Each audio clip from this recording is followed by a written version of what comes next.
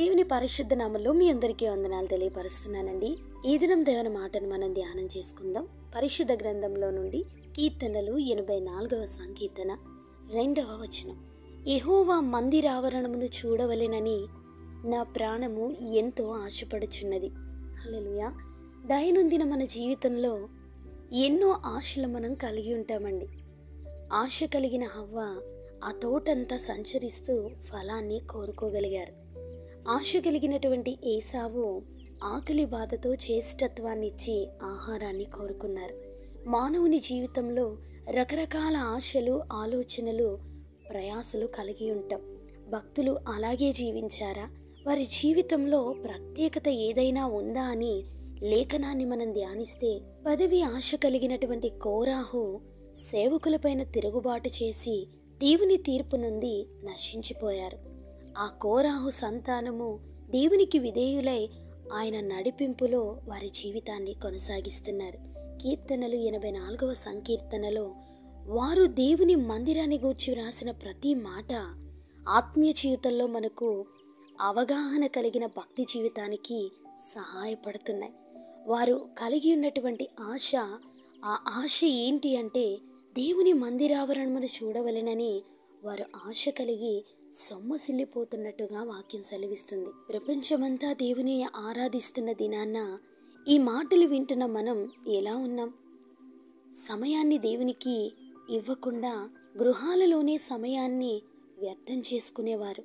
ప్రభువుని ఆరాధించే దినం ఆయన మందిరంపై మనం ఆశ కలిగి ఉండాలి. ఆయన సన్నిధిలో ఆయనను స్తుతించే అనుభవం ప్రతి ఒక్కరం కలిగి ఉండాలి. కొందరు స్త్రీలు ఆదివారం ఎన్నో ఆశలు కలిగి ఉంటారండి. ఇంటి పనులు చేసుకోవాలని, కావలసినవి సమకూర్చుకోవాలి అని, బజారుకి వెళ్ళాలని, ఇలా ఎన్నో పనులను బట్టి సమయాన్ని దేవునికి ఇవ్వలేకపోతుంటారు. క్రిస్మస్లో ఇంకా ఎన్నో పనులను బట్టి మందిరాన్ని నిర్లక్ష్యం చేస్తుంటారు.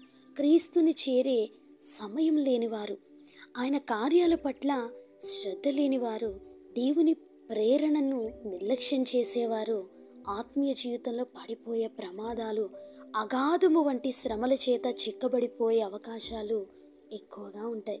ఎన్నెన్నో ప్రాంతాలు దర్శించాలి అని లోకంలో ఉన్నవారికి అనిపించవచ్చు. క్రీస్తుని సమీపంగా ఉన్న మీకు ఆయన సన్నిధే మనోహరమైన స్థలమై ఉండాలి. అటువంటి దైవికమైన జ్ఞానం మనందరికీ దేవుడు కలిగించిన గాక.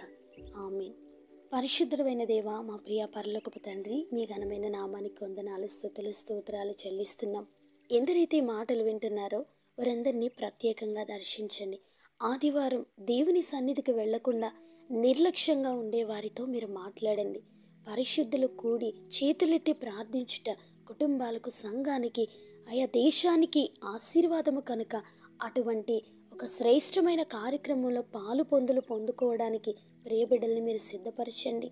నిర్లక్ష్యంతో ఎందరైతే ఇంటి దగ్గర ఉండిపోతున్నారో ఆ వారినందరినీ కూడా మీరు ఆత్మచేత సంధింపచేసి మందిరానికి నడిపించండి. కోరాహు కుమారులు కలిగినటువంటి శ్రమలో జీవించగలిగారంటే నీ కృపే అని ఎరిగి వారి జీవితకాలం అంతయు మందిర పరిచర్యలోనూ మీ వాక్కులోనూ వాడు ముందుకు సాగిపోతుండగా అటువంటి భక్తి జీవితాన్ని, శ్రేష్టమైనటువంటి అనుభవాలను క్రీస్తు రక్తంతో కడగబడిన ప్రతి బిడ్డకి మీరు దయచేయండి. మందిరం పట్ల బాధ్యత, మందిర కార్యక్రమాల పట్ల శ్రద్ధ కలిగి వారి జీవించుటకు, దేవుని నోట నుంచి వచ్చే మాట ద్వారా వారి నూతనమైన కార్యాలు పొందుకున్నటకు, ఆశీర్వదించబడటకు వారిని మందిరానికి మీరు నడిపించమని, నిర్లక్ష్యాన్ని, అశ్రద్ధని, బద్ధకపు స్థితి నుంచి ప్రియులలో నుండి మీరు తొలగించి ఆత్మచేత నింపి నడిపించమని ఘనత, మహిమ, ప్రభావాలు మీకే చెల్లించుకుంటూ నజరేయుడైన యేసు శక్తి కలిగిన నామములో అడిగి వేడుకొంచున్నాము తండ్రి. ఆమేన్.